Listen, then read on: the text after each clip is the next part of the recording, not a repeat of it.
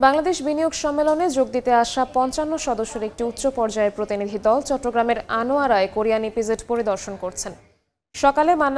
সকালে মানা কারখানা পরিদর্শন করেন তারা।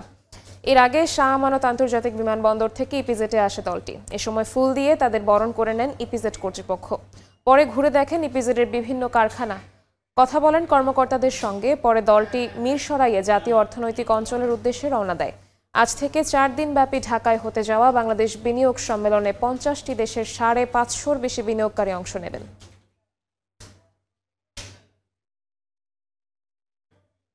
এই মুহূর্তে প্রতিনিধি দলের সঙ্গে আছেন সহকর্মী শফিকুল আলম। বিস্তারিত জানতে সরাসরি যাচ্ছি তার কাছে। প্রতিনিধি দলটি এই মুহূর্তে কোরিয়ান ইপিজেড পরিদর্শন করছেন এবং তারা বিভিন্ন স্থাপনা ঘুরে দেখেছেন। কোরিয়ান ইপিজেডের সুতার কারখানা, কাপড়ের যে বিভিন্ন কারখানাগুলো রয়েছে সেগুলো তারা ঘুরে দেখেছেন। আমরা একটু দেখানোর চেষ্টা করি।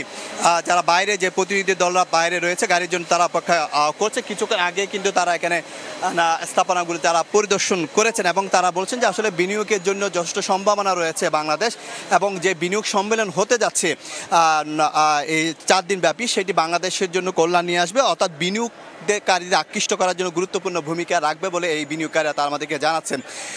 এরপরে কিন্তু চট্টগ্রামে যে মিরসরাই ইকোনমিক জোন রয়েছে সেখানে কিন্তু তারা পরিদর্শনে যাবেন। এখান থেকে প্রায় ৪০ থেকে ৫০ কিলোমিটার দূরে, সেখানেও কিন্তু গিয়ে তারা পরিদর্শন করবেন।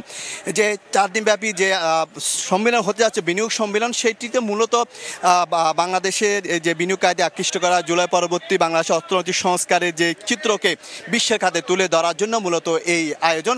এবং সেখানে বিশ্বের ৫০টি দেশের প্রায় ৫৫০র বেশি বিনিয়োগকারীরা থাকবেন এবং বিভিন্ন বড় বড় ব্র্যান্ড, যারা মেটা, স্যামসাং সব বড় ব্র্যান্ডের প্রতিনিধিরা থাকবেন। এই মুহূর্তে তারা প্রতিনিধিরা কিন্তু যে গাড়িতে উঠছেন এবং সেই গাড়িটি এখান থেকে ৫০ কিলোমিটার দূরে যে চট্টগ্রামের মিরসরাই যে ইকোনমিক জোন রয়েছে সেখানে জাতীয় অর্থনৈতিক অঞ্চল রয়েছে, সেখানে কিন্তু তারা যাবেন এবং তারা এখানে বিভিন্ন কলকারখানাগুলো পরিদর্শন করে সন্তুষ্টি প্রকাশ করছে। এবং তারা বলছেন যে এই গণঅভ্যুত্থানের পরবর্তী বাংলাদেশ যেভাবে ঘুরে দাঁড়িয়েছে অন্তর্বর্তী সরকারের যে সুপরিকল্পিত পদক্ষেপের কারণে এই যে বিনিয়োগ সম্মেলন সেটি আরও তাদেরকে আকৃষ্ট করবে। এবং যারা বিনিয়োগ বেজাসহ বিডাসহ যারা আছে তারা বলছে আসলে এই বিনিয়োগ সম্মেলনের মাধ্যমে বাংলাদেশও অন্ততপক্ষে ১০ বিলিয়নের বেশি বিনিয়োগ আসার সম্ভাবনার কথা জানিয়েছেন। এবং আরেকটি যে বিশ্ব বিনিয়োগ তো বাড়বে, তার পাশাপাশি বহির্বিশ্ব বাংলাদেশের যে ভাবমূর্তি উজ্জ্বল হবে সেটি আসলে বলা যায়।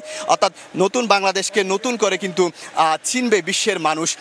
কারণ সেখানে কিন্তু বলা হয়েছিল এই যে এলন মাস্কের মতো এই যে ধনাঢ্য ব্যক্তিরাও কিন্তু সে আসার সম্ভাবনার কথা জানিয়েছেন।